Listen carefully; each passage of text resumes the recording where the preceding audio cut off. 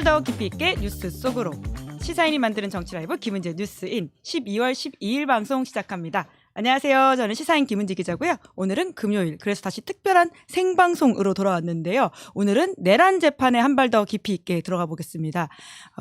지기현 부장판사가 윤석열 씨에 대한 내란 재판을 1월 9일에 종결하겠다 이렇게 밝히고는 있는데요. 이제 과연 그럴지에 대한 의문뿐만 아니라 재판 과정이 잘 진행되고 있는지에 대해서 많은 분들이 걱정 혹은 우려를 하고 있습니다. 그래서 오늘은 지기현 재판 한번 토파보기라는 방식으로 재판이 아니라 방송을 준비했는데요. 그 분야 이야기 제대로 해주실 분 세 분 모셨습니다. 세 분 안녕하세요. 안녕하세요. 네, 제일 끝부터 우리 이지연 위원장님 변호사이시기도 합니다. 네. 경찰이시자 변호사 실미를 알고 계시는 분이고요. 그리고 우리 검찰과 법원 모두를 겪으신 한동수 변호사님이십니다. 네, 한동수 변호사입니다. 네, 그리고 지금 내란 재판 계속해서 모니터링하고 취재하고 있는 이은기 기자, 시사인 기자입니다. 네, 시사인 사회팀 이은기입니다. 네, 반갑습니다. 네, 아니 이렇게 또 모아보고 보니까 네. 너무 좋네요. 네. 물론 내란 재판의 내용들을 보고 있으면 또 화가 나기도 하고 걱정이 되기도 하고 불안하기도 한데요. 이 세 분과 함께 짚어보면서 그것의 의미에 대해서 다시 한번 상기시켜 보도록 하겠습니다. 이제 그런 점에서 먼저 좀 윤석열 씨 재판이 어떻게 이루어지고 있는지 현황부터 짚어야 될 것 같은데 이은기 기자가 먼저 한번 알려주시겠어요? 네, 요새 제가 매주 윤석열 씨 만나고 있는데요. 관련해서 고생이 많으세요. 저는 솔직히 산재라고 생각합니다. 정말 자체 모자이크 처리 요거 책받침 같은 거 들고 봐야 될 것 같아요.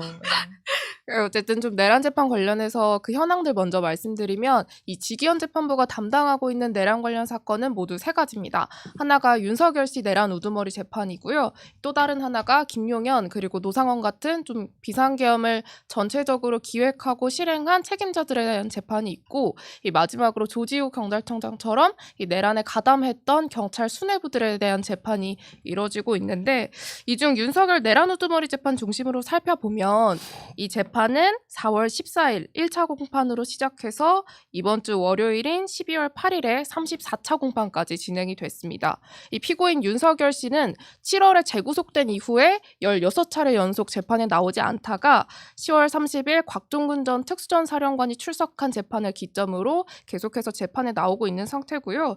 그때부터 이 곽종근, 홍장원, 김봉식, 문상호, 노상호 같은 주요 증인들이 연달아 출석하고 있습니다.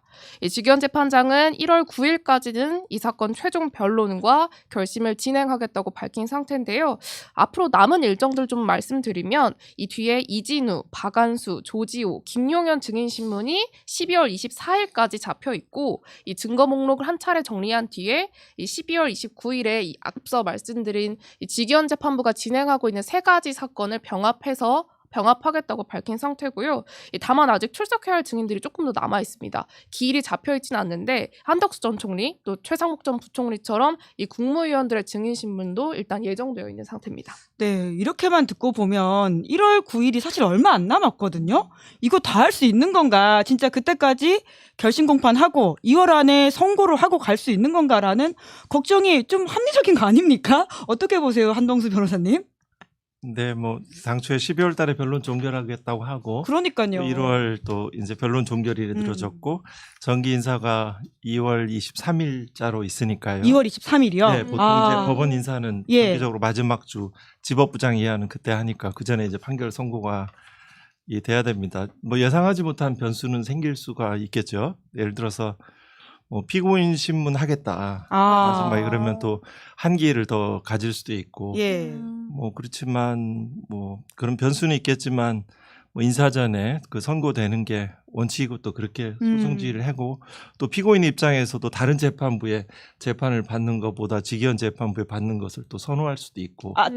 그래서 뭐 다양한 변수들이 있어서 예. 네, 뭐 정기 인사 전에 선고될 가능성이 뭐 많다라고 봐야 되겠죠. 네, 사실 뭐 이런 가능성을 논하기 전에 그게 맞는 건데요. 그렇죠. 예. 이걸 이렇게 저희가 이야기한다는 것 자체가 좀 답답하다라는 생각이 들기도 하는데 아니 제가 얘기를 듣기로는 지금 일반 재판까지 계속 하고 있다는 겁니다. 지기현 부장이 맞습니다. 예. 그래서 지금 이게 얼마나 내란이 중요하고 그다음에 본인이 12월까지 끝을 내겠다고 했는데도 자기가 말한 것을 지키지도 못하는 상황인데 그렇다면 일반 재판을 하지 않고 미루더라도 이 재판에 집중을 해야 되는데 지금 계속 또 미뤄지는 상황이고 이마저도 우리가 걱정을 하고 있는 상황이잖아요. 있잖아요. 예. 진짜 이거를 이렇게까지 걱정을 해야 되나 생각을 하는데 저도 본인이 선고를 하고 갈 거라고는 생각을 네. 합니다. 그러니까 지기현 그 판사를 보면 굉장히 미움받기 싫어하는 스타일인 것 같아요. 네. 근데 욕먹기 싫어하는 스타일, 양쪽에서 다 욕을 안 먹으려고 굉장히 예. 노력을 하잖아요. 근데 정말 본인이 이렇게까지 해놓고 선고를 안 하고 간다면 얼마나 전 국민으로부터 욕을 먹겠습니까? 그러니까 거기에 대한 두려움이 있을 거라고 생각해요. 그래서 네. 본인이 뭐라도 이제 좀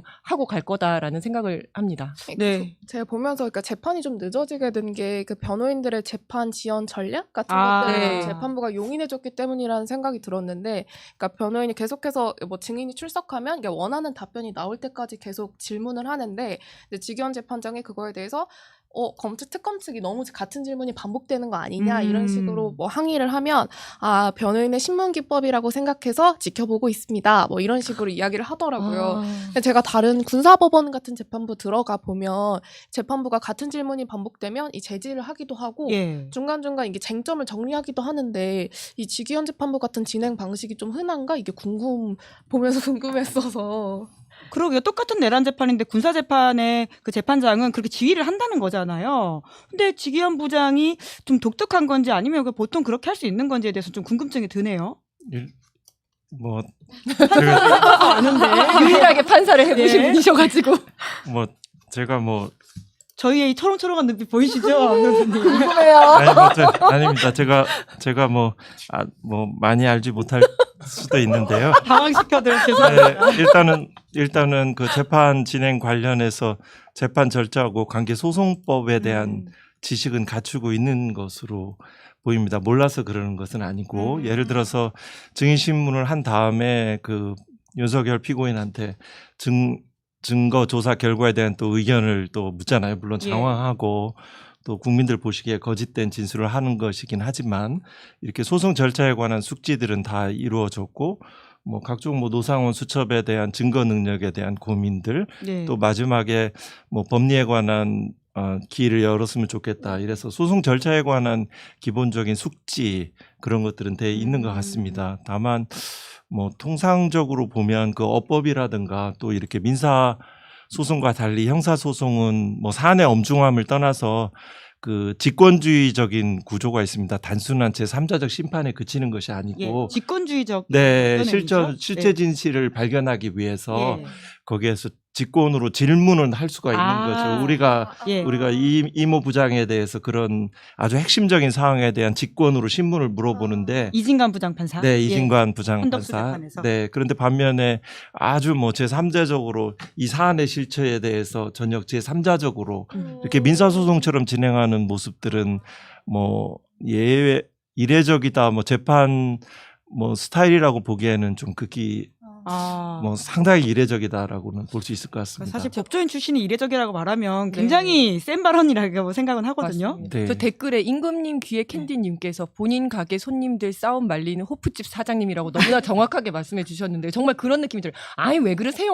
그러지 마시고요. 이러면서 뭐 서비스 하나 더 드릴게요. 약간 요런 느낌으로 얘기를 하잖아요. 말리듯이. 예. 그러니까 정말 무슨 네, 맞아요. 그리고 슬픈 표정 찍지 마시고요. 막 이러면서 네네. 이런 얘기를 한다는 게 저는 정말 너무 황당하더라고요. 네. 변호사신데 그런 판사를 만나보신 적 없으십니까? 근데 이제 소액 심판 같은 경우, 그러니까 아. 이것도 소액 심판이라든지 그러니까 민사 소송이죠. 그런 경우에는 뭐 얘기를 다 들어주면서 잠시만요 이렇게 좀 말리기도 하고 이러긴 예. 합니다만은 형사 재판에서는 잘 안 그러거든요. 게다가 이거 내란인데. 네 맞습니다. 네, 이 맞습니다. 사안의 엄중함을 생각할 때는 예. 이렇게 가볍게 해서는 안 된다라는 생각이 드는 거거든요. 그리고 저는 그러니까 제가 아까도 이제 누구에게도 미움받기 싫어하는 것 같다 이런 얘기를 했었는데 저는 어떤 인간적인 감정도 배제해야 된다라고 생각을 하거든요. 판사라면. 네, 판사라면. 왜냐하면 이게 이제 이 사람한테 미안한 감정이 들고 너무 피곤하시잖아요. 제가 죄송한데요. 막 이런 감정마저도 들어서는 안 된다고 생각해요. 예. 왜냐하면 이 사람이 너무 잘못을 했지만 그래도 지금까지 고생하셨고 했는데 사형 선고하기는 조금 미안하니까 이러면서 판결을 바꿀 수는 없는 거잖아요. 그렇죠. 어떠한 인간적 예. 감정도 배제하려고 노력하고 그런 여지조차도 차단을 하려고 노력을 해야 되는 건데 오히려 그거를 극대화시켜서 얘기를 한다는 생각이 들거든요. 자신의 감정을 극대화시켜서 예, 얘기를 한다는 예. 생각이 들거든요. 그래서 이거는 굉장히 부적절한 태도다 생각이 들어요. 민사재판 하듯이 하고 있다. 네. 와. 말씀하세요. 네. 말씀하셨듯이 이제 헌법재판소에도 이제 내란죄는 헌법 질서 파괴범이라고 파괴 행위라고 하거든요. 이 예. 사안이 뭐 법조인은 기본적으로 눈물을 닦아주는 존재라고 합니다.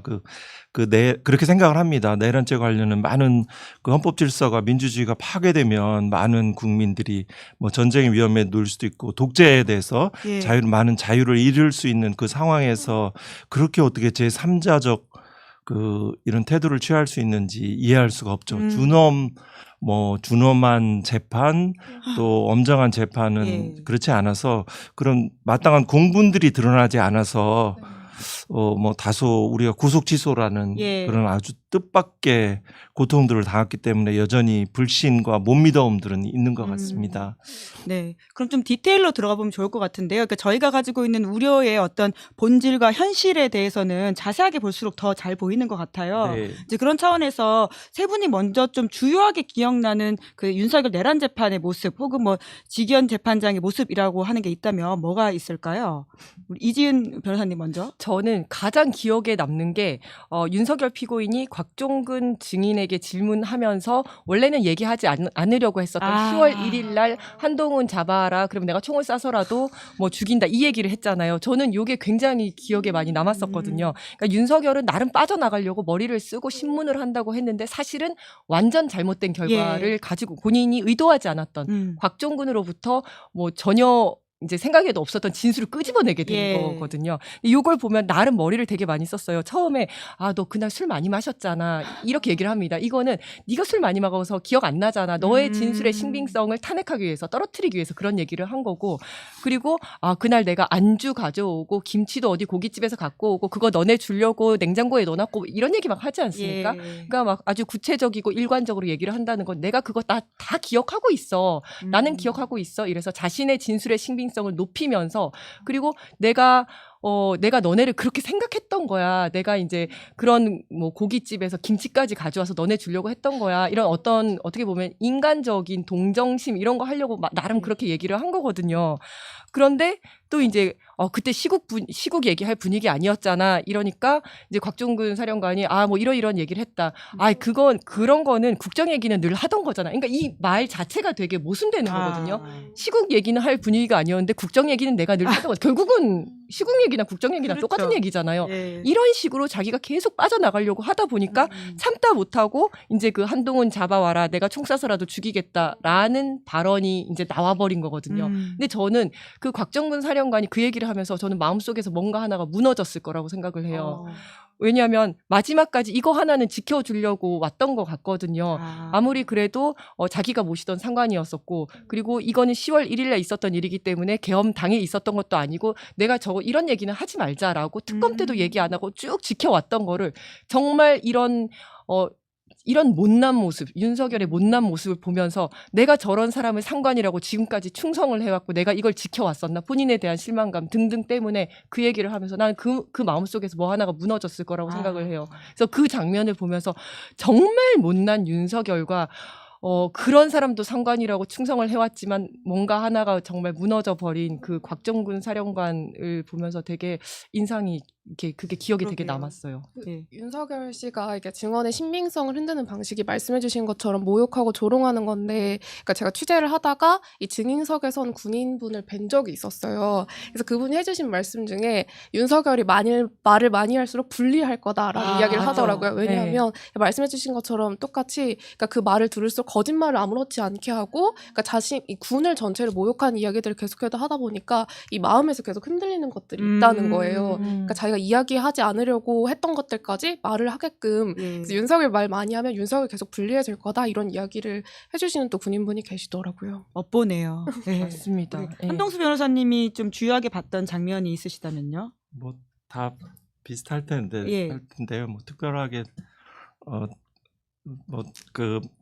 이 재판에 관한 신병에 관한 것도 이제 재판이니까요. 구속 취소 결정의 장면들 그리고 내란죄 충격이었어요. 내란죄 이제 주요한 그 이제 국헌문란 목적하고 그다음에 폭동인데요. 그 관련해서 그 유력한 그 곽종근 증인과 그다음에 홍장원 증인 그리고 여인영 그 증인의 각 진술의 그 장면들이 그 유죄 무죄 판단 그 중에 또 드러나는 그 윤석열 피고인의 책임을 전가하는 행위라든가 또 그 뭐 윤석열 피고인 개인의 어떤 특성의 측면도 있지만 또 한편으로 그 이른바 특수부 검사들의 기본적인 그 수사 방식과 예. 그 자기도 모르게 생긴 습성 네. 버릇들이 그 표현되는 것이죠. 네. 그 진술 태도라든가 음. 예를 들어 그 앞에 선 거기를 벗어나지 못하는 그 무고한 피의자를 생각해 보시면 그 고통을 짐작할 수 있겠지요. 그 손동작이나 이런 것도 아, 그 옆에 맞아요. 있던 뭐 윤곽근 예. 변호사도 검사 출신이잖아요. 예. 기본적으로 손동작이 다 있잖아요. 아, 네. 검사 특수부 검사들의 예. 기본적인 그런 습성과 버릇듯이 그대로 드러나는 것 같긴 합니다. 김홍일 변호사도 그렇게 그 질문을 하던데, 특수검사처럼 예, 네. 그런 행태. 네. 저 이따 영상 보여드릴 텐데요. 진짜 그 모습 딱 윤석열 씨가 보여주고 있거든요. 네. 그 포인트로 보시면 더 눈에 잘 보일 거라는 생각이 들고요. 우리 이은기 기자도 보는 게 진짜 많은데 어떤 장면이 좀 눈에 들어왔습니까? 아, 저는 윤석열 씨가 한덕수 총리 재판에 증인으로 나갔을 때 했던 말이 되게 인상에 아. 많이 남았는데, 그 이진관 부장이 계엄 선포 직후에 이제 추경호 의원이랑 나경원 의원한테 통화를 했을 때 그때 시간을 보니까 12월 3일 오후 11시 22분 그리고 오후 11시 26분이어서 그러니까 무슨 얘기 나눴냐, 통화 시점 고려하면 되게 상황이 급박해 보였는데 라고 하니까 윤석열 씨가 미리 알려주지 못해서 미안하다는 취지였을 거다. 방에서 다들 나갔고 방에 혼자 있었다. 정신없는 상황은 아니었다라고 하면서 약간 본인도 머쓱한 듯이 막 하더니 나 그때 할 일이 없었다라고 하더라고요. 근데 우리 그때 정말 다 그래서 목숨을 두렵고 막 나와가지고. 뛰어가고 신들도 예. 국회로 가시고 방송하고 아. 난리였었는데, 근데 윤석열은 난 그때 할 일이 없었다라고 하는 게 야. 정말 황당하기도 하고 이게 사실이 아니기도 한 것이, 그러니까 저희가 윤석열 비합헌 내역 통화 내역을 취재를 했었는데 이은기 기자 단독 보도입니다. 그때 윤석열이 통화를 굉장히 많이 했어요. 그 추경호랑 나경원 예. 의원한테 통화를 한 시점에 박안수, 여인영, 조지호, 김용현, 이진우, 곽종근한테 통화를 했거든요. 네. 그러니까 윤석열은 매우 한가하지 않았고 매우 바빴다. 네. 그것도 거짓말이다. 입만 열면 거짓말. 진짜. 네. 아,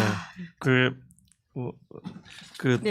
저는 두 가지 이제 감정 내지 정서들은 이 생각해 봤는데요. 거짓과 두려움.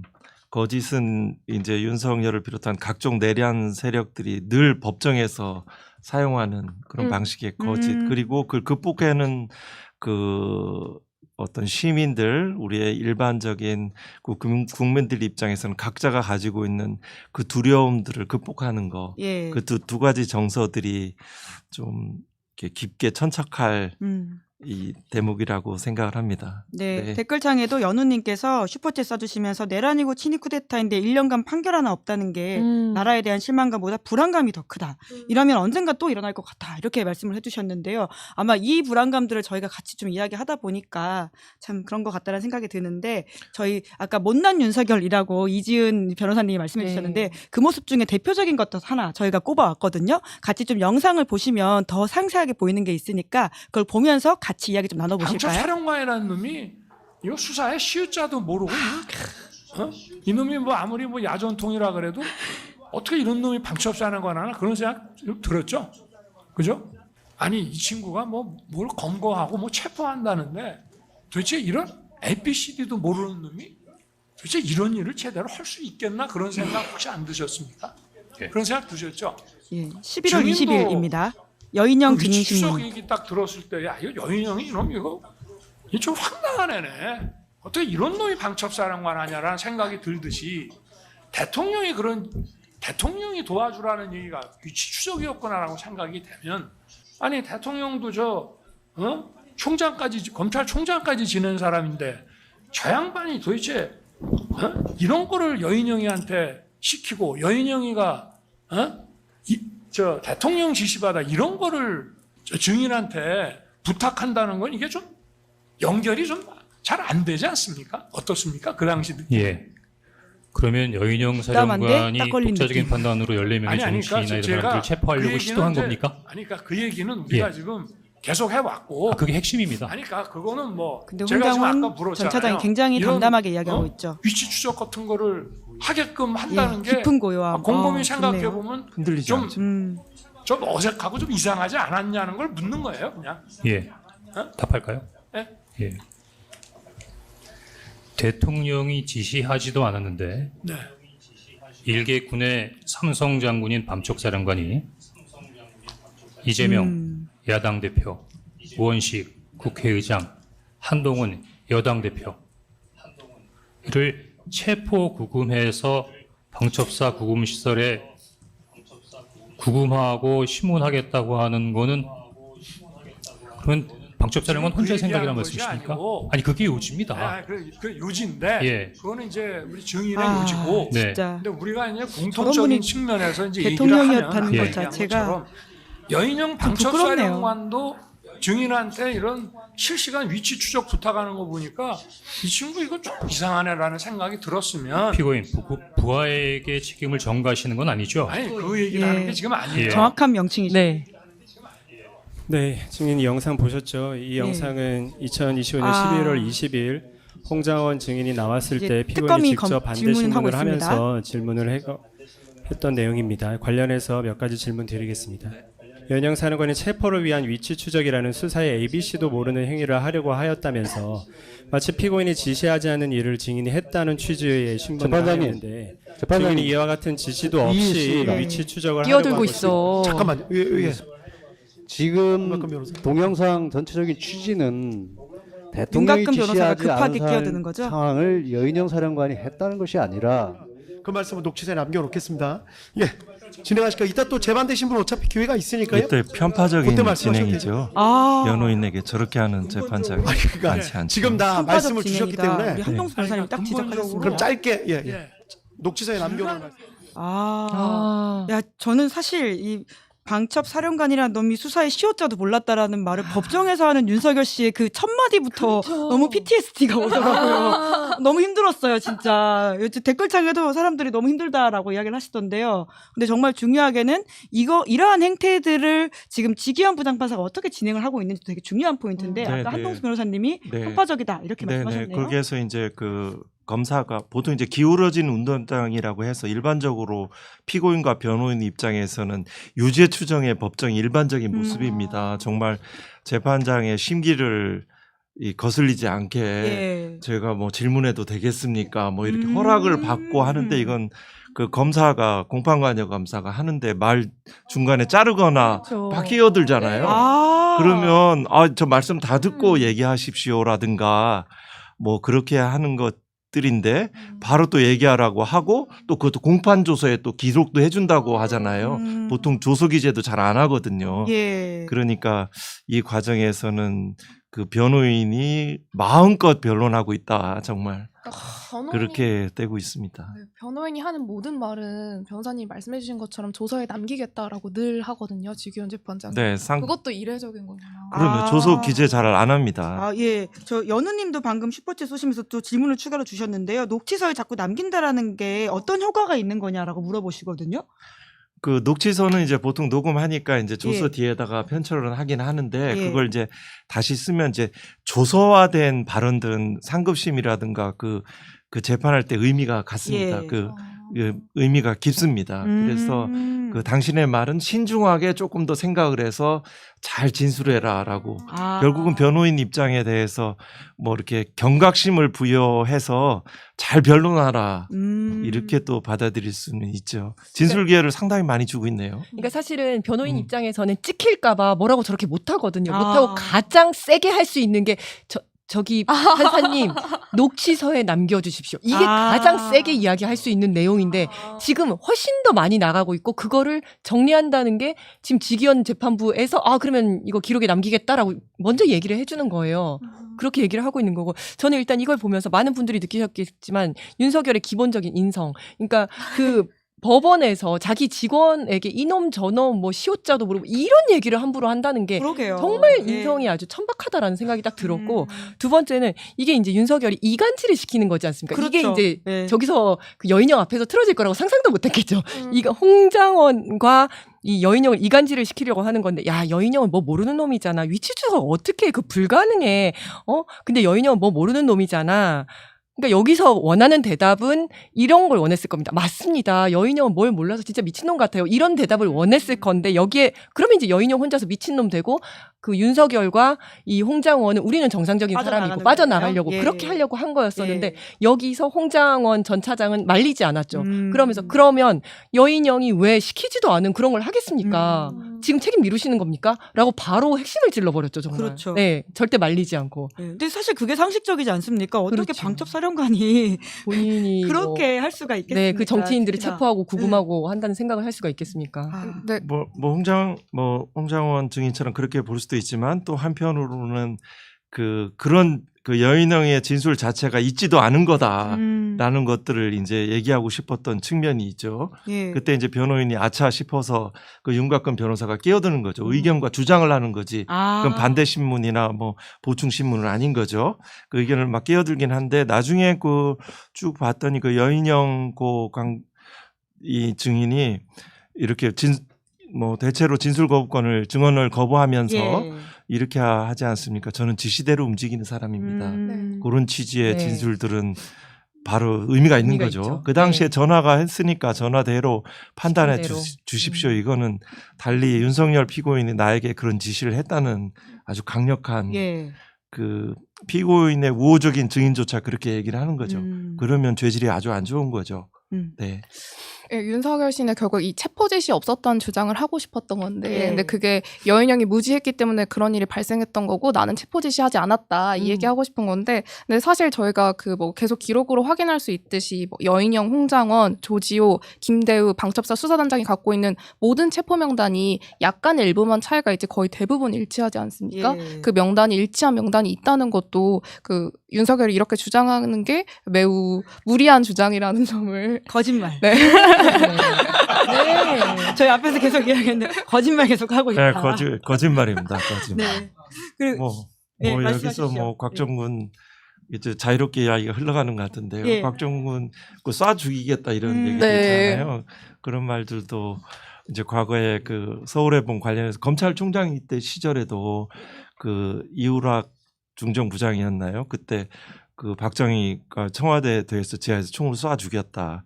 이런 것들이 자기들이 3공화국, 4공화국을 쭉 읽으면서 그 독재자로서의 어떤 모델과 역할들을 계속 연구가 된 거죠. 그래서 쏴 죽였다는 표현들이 거기서 그냥 나온 나오는 말이 것이죠. 아니다. 그래서 아. 박정희 10월 유신 72년 예. 10월 17일 날 쿠데타 당시에도 그때도 유력한 야당 인사에 대한 체포, 구금, 아. 또 부정선거, 중앙선관위 뭐 이런 것들이 하나의 모델로 마치 연구한 것처럼 쭉 일어나고 있는 예. 것이죠. 네. 네. 아, 그런 의미에서 한동수 변호사님이 감찰부장이던 시절에 검찰총장이었던 윤석열 씨 쿠데타를 가장 먼저 예언하셨던 분인데 진짜 그게 맥락에 다 연결이 되네요. 네네. 그래서 늘 이제 특수부 검사들의 그런 인격적 특성과 그런 권력을 장악하고자 하는 그런 것들이 쭉 발현이 되고 한 거죠. 그런 욕설 같은 것도 심화된 것이지 그게 새롭게 생겨난 것은 아닙니다. 네. 그렇게 네. 생각합니다. 그리고 또 이은기 기자가 보기에 이렇게 많은 증인들이 또 나왔고 검찰이라 특검이라든지 검사들 이렇게 있는데 좀 눈에 띄는 사람이 있나요? 그러니까 일단 피고인 윤석열 옆에 누가 앉냐, 그게 제가 주의 깊게 보는 부분인데, 거의 아까 보신 것처럼 이야기한 윤곽근 변호사가 앉는데, 그러니까 최근에 노상원 씨 증인으로 출석했을 때 윤곽근 변호사가 불출석했거든요. 근데 그 옆에 송진호 변호사가 앉더라고요. 그래서 송진호 변호사가, 그러니까 윤석열 씨가, 변호인을 제 느낌은 못 믿는 것 같아요. 계속 변호인이 반대 신문을 하면 계속 열심히 메모를 하면서 증인을 듣다가 메모 적고 찢어서 넘기고 넘기고 이렇게 질문해라 계속 코치를 하는 것 같은데, 네. 그러다가 또 너무 답답하면 본인이 이제 내가 질문하겠다 하고 마이크를 가져가요. 그럼 이제 질문을 하던 변호사가 그 질문 뒤에 준비되어 있다, 이따가 하면 된다, 막 이렇게 아웅다웅하는 결과도 있는데 그래서 어쨌든 그 옆자리는 최근에 가장 옆자리는 송진호 변호사라는 송진호 변호사가 차지를 해서, 송진호 변호사가 최근에 무슨 얘기를 했나 하고 SNS 페이스북을 찾아보니까 페이스북에 윤석열 씨가 부하에게 책임을 돌린다고 이야기를 하는데 그게 아니다. 본인이 모든 오욕과 모욕을 감수하면서 무죄를 받아서 무죄를 받아서 결론은 무죄예요? 부하들에게 책임을 덜어주기 위해서 그 모든 모욕을 감수하고 있는 거다. 말도 라고 이야기를 쓰더라고. 내가 무죄면 너도 무죄니까. 우두머리가 없으면 내란도 없으니까. 그래서 이런 이야기를 하니까 윤석열 씨의 강한 믿음을 얻었나? 막 이런 마음이 들더라고요. 논리적으로 가능한 이야기인가요? 진짜 충격적이네요. 네. 그 밑에 계시는 부하 지금 뭐 기소된 사람들도 안 믿을 이야기를 저렇게 하고 있다라는 생각이 드는데 네, 뭐 대표적으로 뭐 인원 요원 이 거짓말이 있잖아요. 네. 그러니까 자기가 뭐 인원이란 말은 쓰지 않는다. 뭐 그래놓고 바로 자기 말 이어서 인원이라고 하잖아요. 네. 오래 가지도 못하는 거짓말. 그리고 다른 사람은 모를 거라고 착각하거나 뭐 그리고 또 기본적으로 그 안에 있는 재판부라든가 보면 거짓말이 없다는 것, 거짓말인 것을 아주 손쉽게 눈치챌 수 있는데도 계속 말을 하는 것은 자신의 약간 정치적인 선동하고도 그 수준에 맞는 예. 이런 선동하고 같이 막 섞여 있는 것 같습니다. 예. 네. 그러니까 네, 최근에 정치적 선동 말씀하셔서, 그러니까 최근에 곽종근 전 사령관이 증인으로 출석한 이후에 이제 윤석열이 계속 피고인이 출석을 하니까 방청석 풍경이 좀 바뀌었는데 방청석이 원래 좀 비어 있었는데 이제 윤석열 지지자들이 많이 오거든요. 그러니까 어떻게 많이요? 지지자라는 가득 채우는데 어떻게 야. 지지자라는 걸 알 수 있냐면 이 피고인이 딱 법정에 입정하면 다 기립을 해요. 그리고 막 손을 흔들고 막 이렇게 하면 그 윤석열 씨가 들어가면서 가만히 있으라고 이렇게 하면서 들어가는데, 그러니까 재판 중간중간 예컨대 노상원 씨가 증인으로 출석했을 때 이제 윤석열 씨에게 유리한 이야기를 하면 방청석이 술렁이기도 하고, 그러니까 그때 노상원 씨가 그 특검한테 이런 회유를 받았지만 어떤 회유를 받았는지 말하지 못하겠습니다라고 하니까 방청석에서 말씀해 주세요라고 막 이렇게 이야기를 하기도 하고, 그런데 이거에 대해서도 좀 제 제지를 안 느낌에는 하나요? 재판부가 제지를 명확하게 안 한다는 생각이 들고, 네, 그래서 좀 보통 그 법정의 소란에 대해서는 굉장히 재판장이 엄격하게 네, 하는데 그러니까 바로 퇴정시키거나 이래야 된다는 예. 생각이 드는데 일어나시면 안 됩니다. 소리 내시면 안 됩니다. 야. 이렇게 경고하는 정도로 넘어가고 있거든요. 이거 다리를 꼬거나 모자를 쓰고 있어도 뭐라고 하시는 분들이 이렇게 재판을 진행하는데 방해하는 걸 그냥 넘어간다는 것도 참 이례적이라는 네. 생각이 드네요. 그 중에 변호인 또 변호인 나름대로 이제 그 사실관계 실체에 관한 부분들을 헌법재판소 이제 그 결정도 있고 이래서 사실관계를 조금 뭐 벗어나기 힘들고 이러니까 여러 가지 이제 증거 능력에 관한 네. 주장도 그게 하는 거죠. 회유를 통해서 뭔가 플리바게닝 하면서 아, 기망에 의해서 자백을 예. 받아냈다는 그런 걸 하고, 그건 변호인하고 사전에 많이 이야기가 된 듯한 네. 그런 것들이 되죠. 갑자기 뭐 양평에 뭐 이런 뭐 양평 공무원 참고인 사망이- 얘기도 나오고 뭔가 있는데 얘기를 못하는 것처럼 얘기한다든가 그 직후에 다시 전체적인 변호인들이 기자회견을 한다든가 이런 거는 증거 능력의 문제로 네. 그렇게 공격하는 거죠. 또 한편으로 그 중에 그 변호인 김계리 변호사였고 거기 위 변호사 위현석 변호사. 위현석 변호사도 그것도 뭐 노상원 수첩 관련해서 뭐 위증 뭐 이라든가 약간 그 증거 능력 관련해서 하나의 뭐 그런 변호인으로서 그런 증거 능력 부분에 대해서 예. 열심히 변호하고 있더라고요. 예, 노상원 수첩 이야기를 이따 해보면 될 것 같은데 그 네네. 전에 말씀하실게. 그러니까 윤석열의 변호인도 저런 식으로 막 함부로 얘기를 하고 막 법정을 모독하지 않습니까? 예. 그런데 같은 재판부에서 지금 재판을 받고 있는 김용현의 변호인들이 정말 가관이지 않습니까? 그러니까 이런 것들이 결국은 지기현의 재판 스타일 때문에 이렇게 나온다고 생각을 하거든요. 만약에 강하게 제지를 예. 하고 한다면 그렇게 절대 못했을 겁니다. 맞아요. 그런데 이쪽에서 한번 좀 땡겨보는데 하지 마십시오라고 하면 못 땡길 텐데 땡겨도 땡겨지는 거예요. 그러면 계속해서 땡기는 거거든요. 일단 하고 보자라는 식으로 그렇죠. 변호인들이 점점 점입가경이 돼가고 있다는 생각이 들어요. 근데 제가 약간 법원 내부에서 들은 반론을 여쭤보고 싶어서, 그러니까 법원 내부에서는 오히려 이렇게 하는 게 재판을 더 빨리 끝낼 수 있는 거다. 예를 들면 김용현 변호인단이 굉장히 아나무인하게 재판에 나오는데, 그러니까 지기현 재판부가 이렇게 달래가면서 진행을 하는 게 뭐 재판부 기피 신청해서 재판부 바뀌고 하면 더 길어지니까 오히려 지기현 재판부가 달래가면서 그러니까 재판을 더 효율적으로 이끌어가기 위해 이렇게 하고 있다. 이렇게 말씀하시는 분들도 계시더라고요.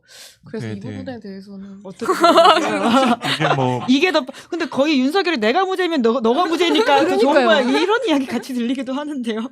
그러니까 뭐 복수의 이제 법원 고위 관계자들은 중형을 선고할 것이다.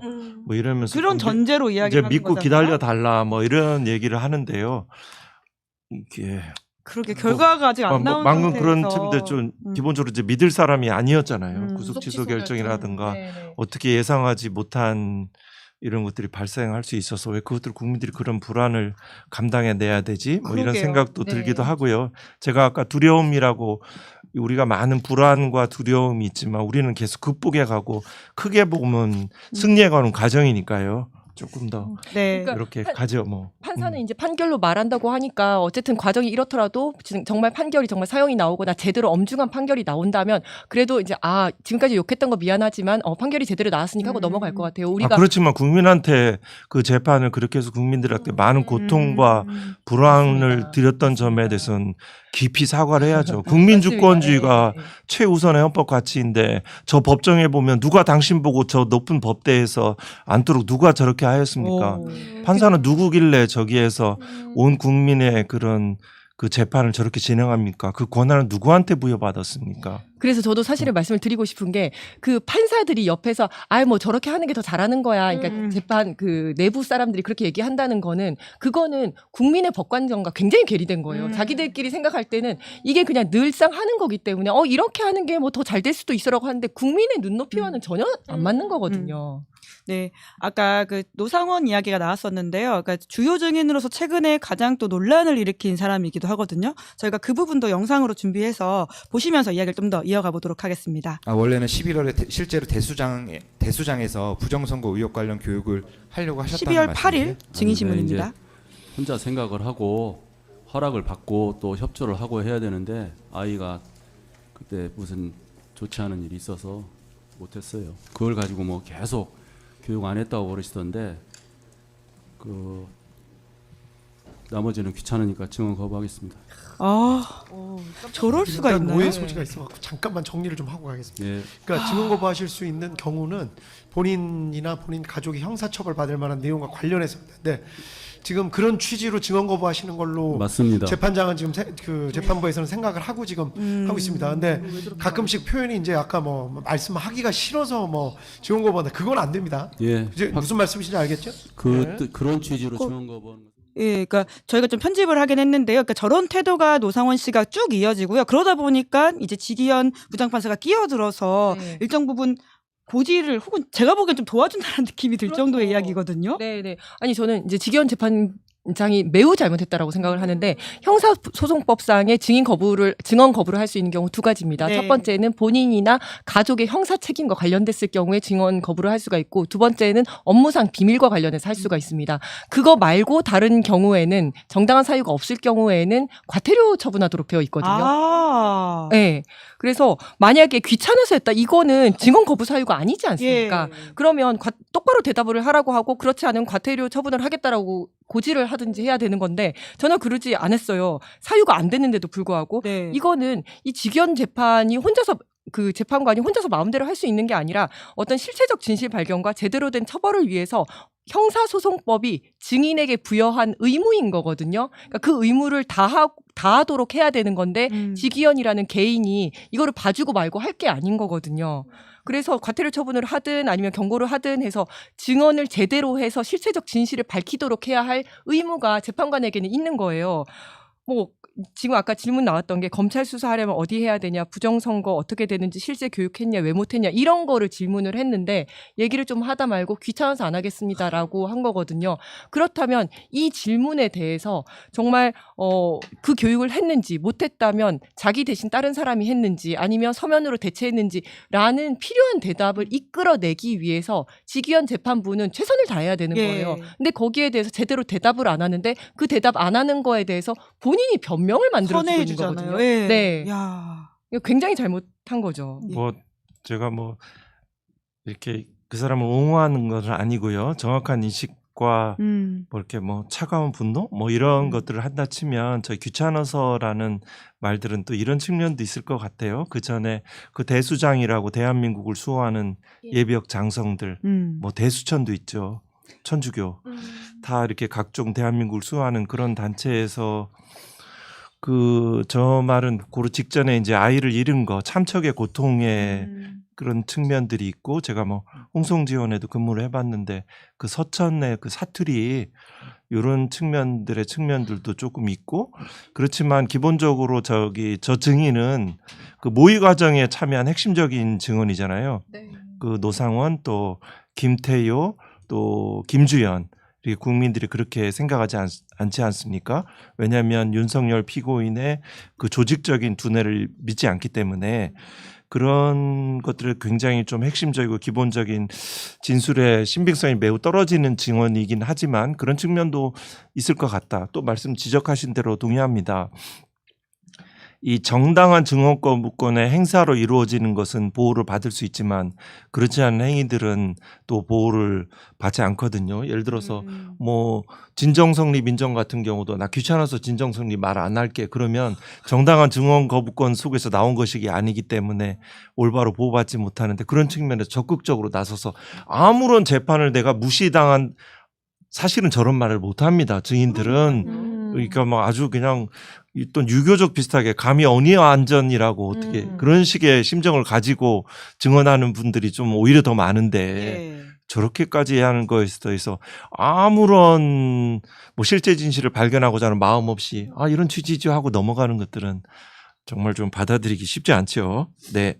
저는 이게 노상원 씨가 1년 전과도 하나도 달라지지 않았다라는 생각을 보면서 했는데, 그러니까 노상원 씨가 1년 전에 경찰 조사를 받을 때도 이런 태도였더라고요. 그러니까 뭐 진술 거부권을 행사하시겠습니까?라고 경찰관이 물으니까 대답할만 하면 하고 안 할만 하면 안 하고요라고 했는데 1년간 정말 이 재판 결과가 나오지 않은 것처럼 아무것도 달라지지 않았다라는 느낌이 이 대답을 보면서 좀 들었고, 또 노상원 씨가 특이했던 게 그러니까 재판이 2-3시간 정도 진행이 되면 한 10분, 15분 정도 중간에 쉬는 시간이 있는데 이제 노상원 씨가 플리바게닝 관련 이야기를 하고 이 방청석에서 응원하는 목소리가 나오니까 나가지 않겠다고 하는 거예요. 그러니까 증언석에 앉아서 쉬겠다고. 그래서 이제 지기현 재판장이 나가시는 게 편하지 않아요? 라고 하니까 아니요, 전 여기가 더 편합니다. 라고 앉아 있어서 이제 결국에는 그 노상원 씨가 앉아 있으면 그 교도관 분들도 못 나가시니까 교도관 분들이 설득해서 나가긴 했는데 이 사람 뭐지? 막 이 사람 정말 진짜 선동하고 있는 건가? 메시지를 누구한테 보내는 거지? 라는 생각이 들더라고요. 전 지기현 부장판사도 이게 본인이 편하고 말고의 문제가 아니잖아요. 그러니까 끝났으면 나가라고 이야기를 하는 게 맞는데 정확하게 가른 말 안 타주는 건지. 네, 거기서 뭐 진술 중에 이제 무속인 이런 얘기도 들었던 것 같은데 제가 진술하면 칼이 들어옵니다. 이거는 무속인의 언어이긴 한데요, 그죠? 네, 뭐 너무 인격적인 부분까지 들어갈 필요는 없을 것 같습니다. 네, 아주 되게 아주 디테일한 이야기들. 네, 예민하게 관찰하신 것 같습니다. 네, 이영기 기자가 진짜 열심히 모니터링하고 훌륭한 있습니다. 기자 같습니다. 훌륭한 기자. 재판 이야기를 생생하게 전해줘서 고맙다라는 인사이트가 있는 댓글도 거죠. 달려 네. 있습니다. 그리고 이제 아까 잠깐 노상원 수첩 이야기가 나왔었는데 이게 많은 분들은 이게 재판이 거의 끝나가는데도 왜 아직도 증거로 채택이 안 되고 공방이 있냐라고 궁금해하실 수 있을 것 같은데요. 그 부분에 대해서 좀 이영기 기자 먼저 설명을 해주시겠어요? 네, 판사님 잘. 제가 질문 다시 한번. 네, 죄송. 네. 그 노상원 수첩이 아직까지 증거 채택이 다들 됐을 거라고 생각하실 텐데 좀 왜 안 됐냐 이런 취지의 질문을 해주셔서. 약간 그 전문가의 영역이어서 네. 약간 증거 능력 부분은 계속 1심, 2심, 3심까지 다툴 정도로 변호사들이 주목하는 부분이고 사실 뭐 판사들도 증거 능력 부분은 잘 신경을 안 쓰고 진행하는 경우가 많아요. 왜냐하면 다 동의하니까요. 증거 능력에 대체로 하는데 이건 부동의를 해서 본격적으로 같으면 요거는 이게 전문 증거라고 직접 말이 아니고 문서 글자로 표현된 것이어서 원칙적으로 증거 능력이 없는 건데 증거 능력은 증거로 쓰느냐 안 쓰냐의 문제입니다. 믿고 안 믿고 그 전 단계로 아예 증거로 사용하지 못하는 증거 능력 단계에서 형사소송법 뭐 313조에 관해서 부동의할 때 이 진정 성립을 인정할 수 있냐. 지금 법대 강의 갑자기. 네, 뭐 이렇게 자필로 작성했냐 이런 복잡한 증거 능력에 관한 문제가 있고 그 중에 관련해서 증언은 자기가 썼다라는 말은 인정하지 않은 것으로 이렇게 되고 있죠. 근데 그게 왔다 갔다 하더라고. 이미 썼다는 그래요? 전제로 네, 질문을 하고 그러니까 있어요. 자필로 썼고 그래서 논란이 벌어졌어요. 자기가 직접 썼고 이게 내가 쓴 것이 맞고 심지어 윤석열 이렇게 변호인도 하면 썼다는 증거 능력 전제로. 문제는 없습니다. 네. 그런데 이거는 내 글씨도 아니고 내가 쓴 것도 아니고 이런 말을 하면 이제 증거 능력을 부여하기 노력들이 여러 가지가 있죠. 그럼 이걸 또 뭐 이렇게 뭐 필적 감정으로 대체할 수 있냐 막 이렇게 막 복잡한 이렇게 이 논란들이 이루어질 것 같기는 합니다. 근데 법정에서 뭐 자기가 썼다라고 자필이라고 하면 뭐 진정 성립 문제는 그래서 뭐 통과할 것 같습니다. 그때 재판에서는 노상원 씨가 출석했을 때 특검 측이 이제 쓴 거냐라고 물어보니까 대답을 안 했어요. 근데 이제 변호인 측이 물어보니까 이 노상원 수첩 별거 아니다라는 취지로 이야기를 하려다 보니까 거기에 차범근이라는 이름이 적혀 있었는데 차범근은 이 손흥민 경기를 보다가 나 때는 축구 잘하는 사람이 차범근이었는데라고 해서 차범근이라고 썼다고 했고 또 거기에 김두한이라고 나와 있는데 김두한은 TV에서 야인 시대를 보다가 뭐 그 야인시대 김도환이 나오길래 김도환 씨 주먹을 이용해서 좌파 놈들을 분쇄하는 방안이 없을까라고 생각해서 김두한이라고 썼다는 거예요. 그런 식으로 이 노상원 수첩의 의미를 축소하기 위한 이야기를 하면서 이 본인이 노상원 수첩을 썼다라고 인정을 했고, 변호인도 이제 그거에 기반해서 질문들을 계속했는데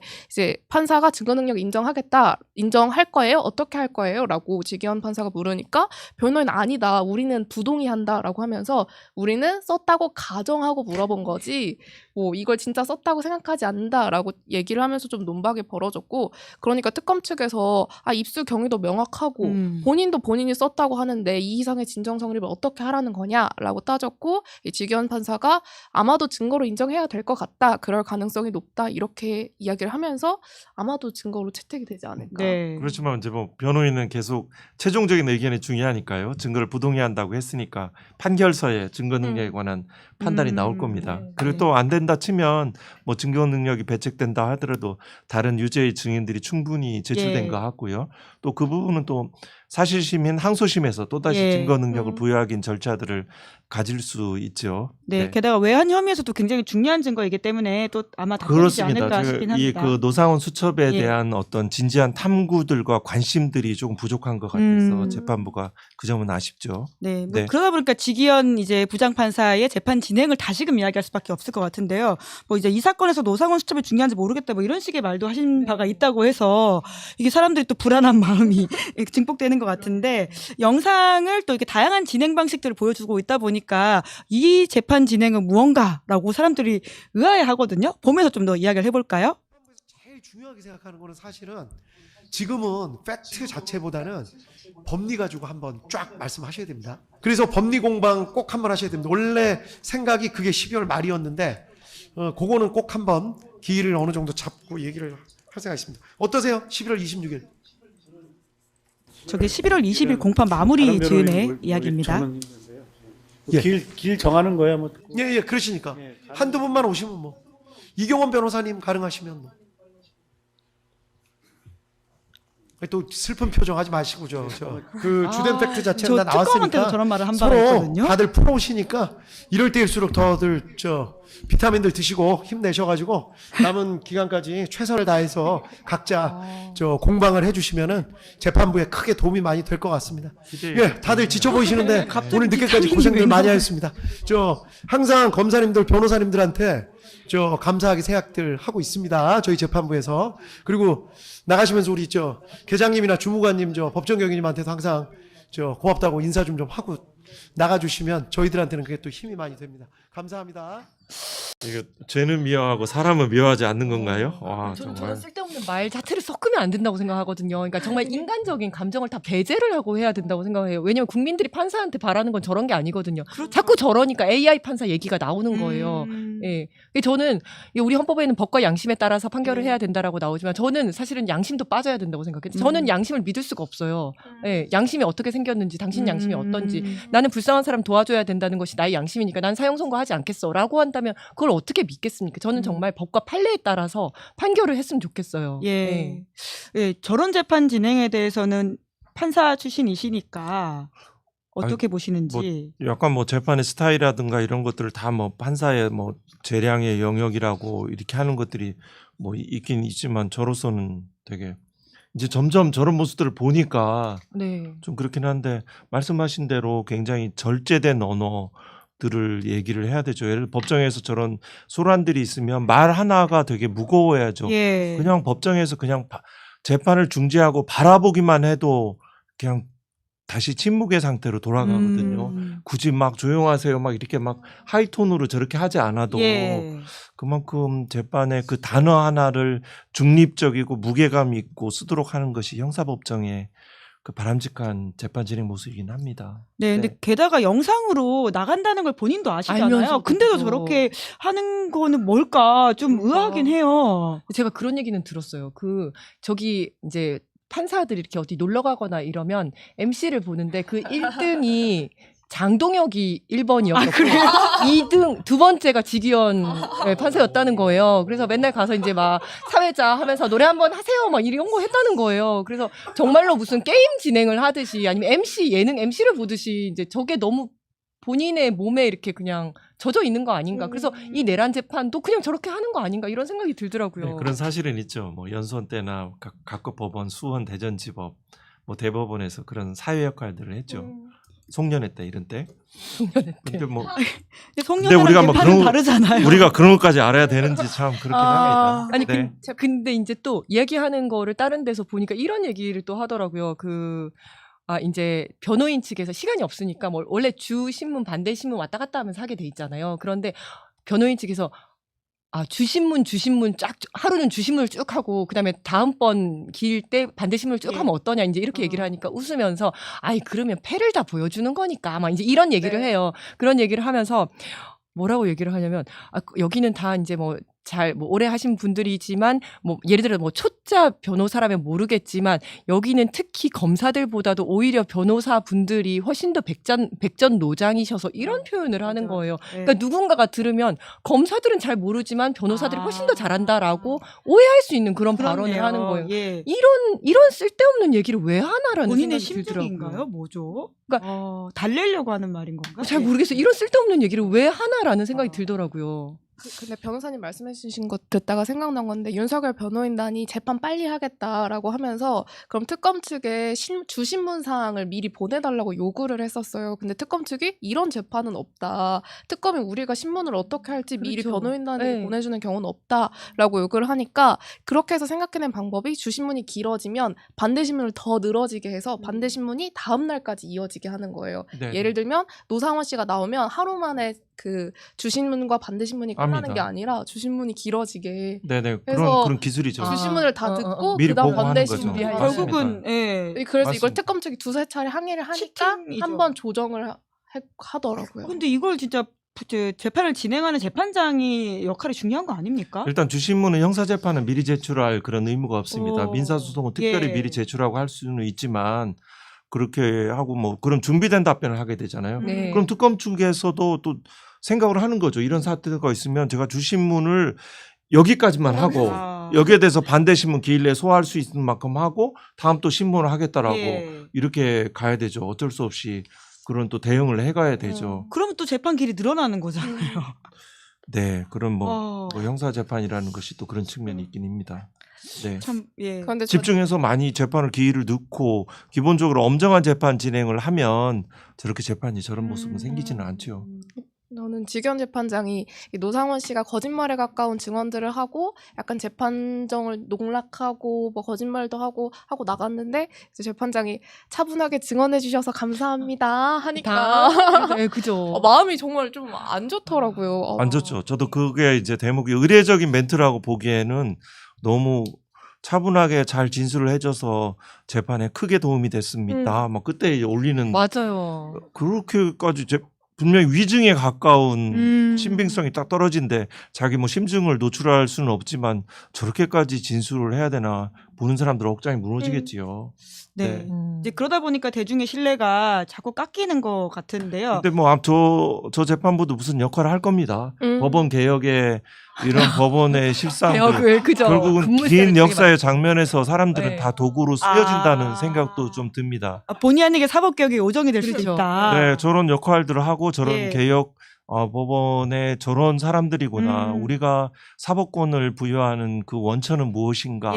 재판은 어떻게 돼야 되는가. 이런 모습들에 대해서 하나의 도구적 역할을 할 수도 있어서요. 그럼요. 네. 근데 그런 의미에서 저희가 잘 기억하고 오래 기억하는 게 되게 중요하다는 생각이 듭니다. 그렇습니다. 늘 그 기억은 현재에 상기돼야 됩니다. 서울의 봄 같은 경우 라든가 이런 어떤 과거의 기억들은 끊임없이 소환돼서 새롭게 현재에 살아있어야 됩니다. 교육의 측면에도 그렇고요. 서울의 봄 이야기해 주시니까 공교롭게도 오늘이 12월 12일이거든요. 네. 와, 그때 거짓말했잖아요. 우리는 한강을 서강대교인가요? 건너지 않을 거라고 그렇게 철수하니까 공수가 다시 들어가잖아요. 네. 지금도 많은 기만을 하죠. 그럼요. 실패한 내란이건 성공한 내란이건 단죄해야지 다음에 불행한 역사가 반복되지 않는다. 단죄는 그 인간들을 뭐 분노하고 미워서 그런 것이 아니고 그 정말 그죠 새로운 그 질서를 굳건히 지키기 위한 그죠 K민주주의 아주 창의적인 모습들을 지금 우리 하고 있습니다. 네, 뭐 저희 시민들은 정말 잘해오고 있는 것 같은데 하지만 이제 그 과정이 힘들다 보니까 말씀처럼 고통스럽고 이래서 저희가 이런 방송들도 보면서 다시금 힘내자라는 이야기를 해야 될 것 같은데 네네. 그런 차원에서 윤석열 씨의 1심 선고도 좀 어느 정도 이 두 분 법조인들은 좀 예상하시는지도 궁금하기는 하거든요. 제일 잘 보셨으니까. 법조인이 아니어서 아유, 아니 그러니까 일반인의 법감정으로 국민의 법감정이 저는 궁금해요. 어느 정도 참여 나오면 참을 수 재판. 있을지. 어제 어느 참여 정도 재판에서는 나오면. 다 예, 예, 국민들이 예. 하긴 합니다. 그러니까 뭐 반박할 수 없는 많은 증거와 이제 뭐 증언들이 나와서 사실 뭐 내란 우두머리 혐의가 인정될 수밖에 없지 않나라고 생각이 들고 그러니까 윤석열 변호인단이 더 아까 말씀해주신 것처럼 위법 수집 증거나 뭐 수사권 문제에 더 매달릴 그렇습니다. 수밖에 없는 것 같아요. 그렇습니다. 그러니까 어떤 절차적인 문제 가지고 시비 거는 거지 본질의 내용으로 시비를 걸 수가 없는 상황이다 이런 말씀이신 것 같네요. 그런 차원에서 사실 내란 우두머리는 뭐 무기징역 아니면 사형이긴 하잖아요. 근데 저는 사실은 무기징역까지는 참을 수 있을 것 같거든요. 그러니까 윤석열 같은 경우에도 뭐 어떻게 그 아까 누군가 그런 표현을 썼던데 개혁의 불쏘시개로 쓸 수 있다. 그러니까 윤석열을 보면서 정말 검찰 개혁해야 되겠다라는 생각을 했잖아요. 그리고 본인이 스스로 사실은 명태균 이야기 나오고 최혜병 사건 얘기 나올 때만 하더라도 이거는 탄핵하기는 조금 애매한데 생각을 했는데 본인이 스스로 셀프 탄핵을 하지 않았습니까? 계엄을 네, 계엄을 저지른 셀프 탄핵을 했는데 그런 부분 그다음에 윤석열을 보면서 아 진짜 투표 잘해야 되겠다, 선거 잘해야 되겠다 이런 생각을 하게 만들었다는 점에서의 이제 공을 좀 생각을 해서 사형은 말고 무기징역 정도라고 생각을 한 저는 무기징역까지는 참을 수 있을 것 같은데 그 밑으로는 못 참을 것 같거든요. 근데 너무나 안타깝게도 지금 한덕수 전 총리 구형이 15년이 나왔잖아요. 예.